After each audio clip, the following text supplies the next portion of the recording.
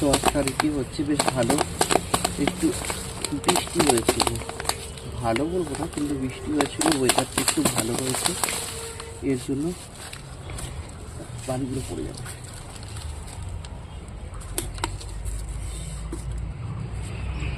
এই নদী গাছ যেখানে সেখানে হয়ে থাকে, দেখি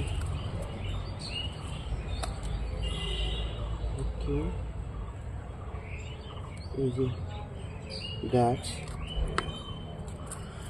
গাছগুলোকে আমাকে আলাদা একটু জায়গায় রাখতে হবে, মানে আঘাত লাগতে হবে।